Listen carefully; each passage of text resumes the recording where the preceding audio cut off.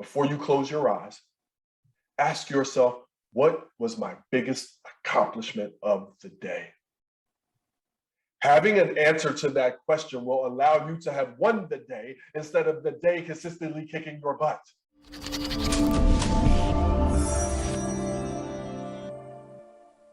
We can all be leaders when you choose to be, okay? Whether you're a leader in an organization, you're leading your own life.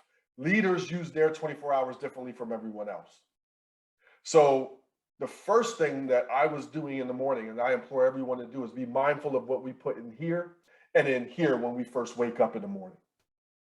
There's a lot of noble employees and leaders and people around the world. They wake up and the first thing that they do is grab their phone and start checking emails. Want to start hating your job? Do that day after day, week after week, month after month, decade after decade, and see how you feel about your job. So for me, I was going to bed every night when I started my business, coming up with a quote, positive, obviously, positive quote to put out to the world. And I was waking up and I was putting a question to go along with that quote. Then I started making videos and I started watching short motivational videos. It's hard to have a bad morning and start living a bad life because you start to become what you consume. So doing that repetitiously, it changed my mornings. The second part is organizing your day. We all can be so anxious with the tornado of things we have to do. I'm big on language. Want to evolve your life? Evolve your language. Get to do. I like to say get to do.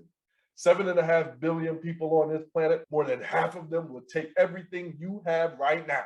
They take your job, your wife, your car, your kids, everything you complain about.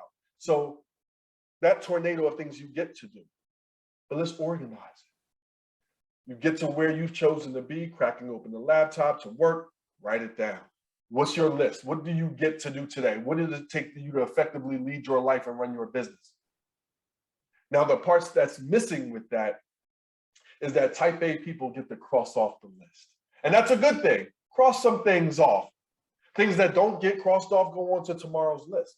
However, that list runs the risk of making you busy instead of better. So before my feet hit the floor in the morning and I pull the covers back and my feet hit the floor, I say two things. One, let's be great and have some fun today. Too many people being great and not having enough fun. Too many people having fun and not being great. I have purpose in my day. So when I organize my list at the top margin, I put down wins. So I know what my wins are. If anything gets crossed off, they do. Because the wins evolve your day and your life. Point number 3, relationship building and self-care. Want to live the best life of your dreams professionally or personally, enhance work-life harmony? When you hit the wall at your 1 o'clock, 2 o'clock, 3 o'clock, do something for yourself. Are you remembering to eat? I love what I get to do. I love it so much, I'll forget to eat. So it might be remembering to eat. Dang on it, maybe you need to eat with somebody else. COVID living, your significant other's home, have lunch with them. Summertime, your kids are home, have lunch, go somewhere with them. Maybe you need to take a walk by yourself and have lunch with no one. You're scrolling, who do you subscribe to? So when you're looking at your phone, what's happening? What's getting in here? Relationship building during that time means each and every person on this call has someone that they care about and that they love. What would it take to send a text to that person? Hey, I was just thinking about you. I love you. I hope you're having an amazing day. My wife is right upstairs right now. We work together from home and I can send her a text. Hey, beautiful, I hope your day is going as amazing as you are. Can't wait to see you. It sets up the second half of my day nicely, as it will yours, because it's a gift, not only for them, but for you, for how it impacts how you feel and behave. Number 4 is how we return. You would hire people at your job. You would not hire anyone that be looking as if they'd rather be anywhere else, dragging themselves around and TGIFing Monday through Thursday. Saddest part is that's how most of us return home, though. We shut down that laptop, we kick through that door, we drive home from work, and you wouldn't believe this day. This was so stupid. You wouldn't believe that. And we're super negative to the point where your spouse sees you coming, your kids see you coming, they running in different directions because mom or dad's coming home. So how do we return home the way we would want our employees walking through the door?